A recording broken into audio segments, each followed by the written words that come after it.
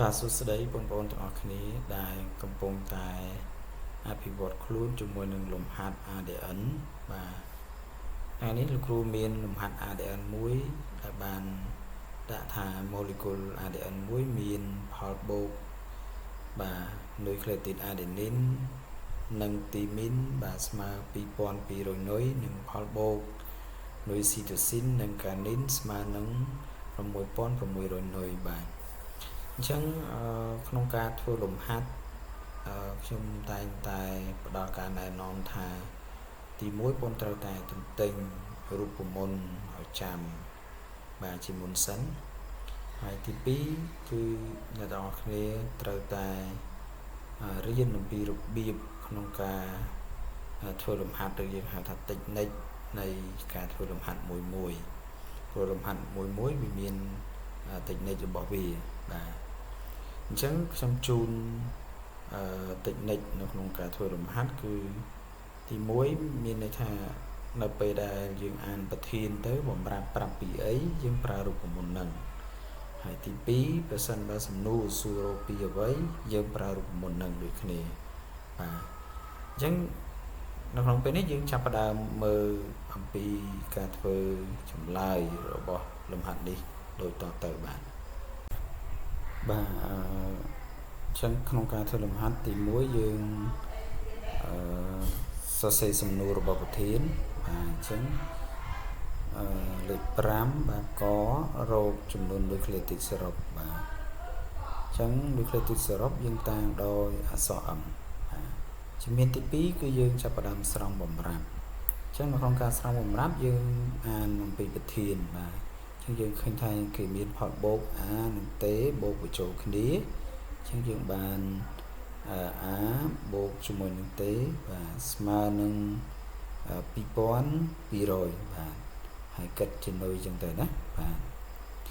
ហើយនៅក្នុងនោះយើងដឹងហើយថា A គឺវាស្មើ T ជានិច្ចបាទអញ្ចឹងយើងទទួលបាន A បូកឲ្យ A បាទឬក៏ស្មើនឹង T បូកនឹង T ហើយក៏ស្មើនឹង2200បាទ2200យើងដឹងហើយ A បូក A យើងបានបាទយើងបាន 2A បាទយើងបាន 2A បូកបាទស្មើជាមួយនឹង 2T ហើយស្មើនឹង2200បាទហើយក្រោយមកទៀតយើងបោះលេខ2ទៅខាងនោះយើងបាន A បាទយើងបាន A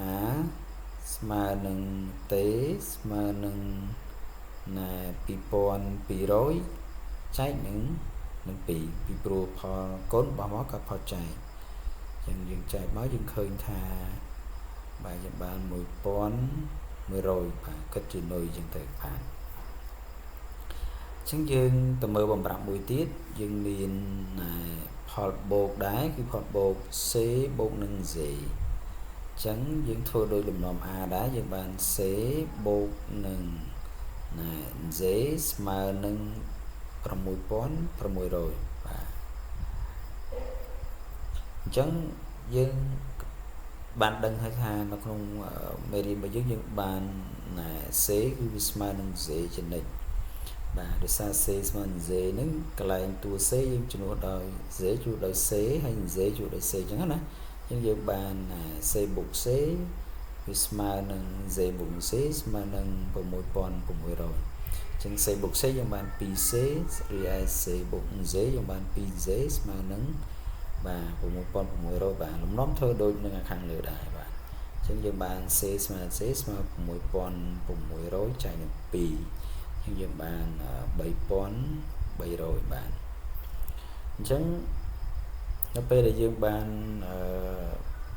អញ្ចឹងហើយយើងមើលណាយើងទៅមើលលើសំណួរសួររកតួ M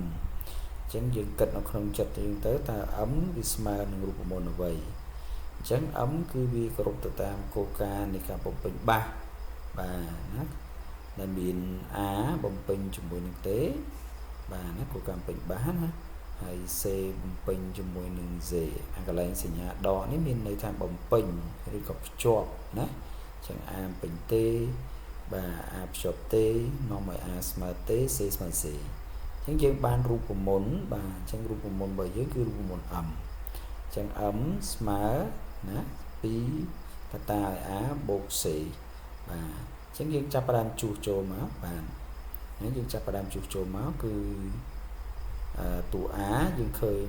1100 ហើយតួ c នេះយើងឃើញ 3300 ចឹងយើងចាប់ផ្ដើមចំនួនជួសចូលយើងបាន2គឺតាឲ្យ 1100 បូកនឹង3300នៅបានហើយយើងគណនាវាទៅចឹង2បាទ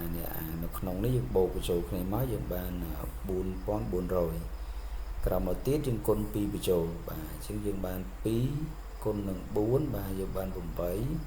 បាទ2គុណ4ទៀត8អញ្ចឹង8800បាទអញ្ចឹងដល់ពេលដែលយើងឃើញចម្លើយហើយតែចម្លើយយើងនេះវាស្របទៅនឹងសំណួរដែលគេសួររាល់ឬនៅអញ្ចឹងបើវាស្របហើយអញ្ចឹងយើងប្រើពាក្យថាដូចនេះដើម្បីបញ្ចប់សេចក្តីឲ្យគេបាទអញ្ចឹងនេះយើងបានដូចនេះ m ស្មើនឹង3800បាទបាទខ្ញុំសូមអរគុណហើយសូមជួយចុច like និង share ហើយចែករំលែកលំហាត់នេះឲ្យអ្នកដទៃទៀតដើម្បីគាត់បានជាការសិក្សារៀនសូត្របន្ថែមបាទអរគុណបាទ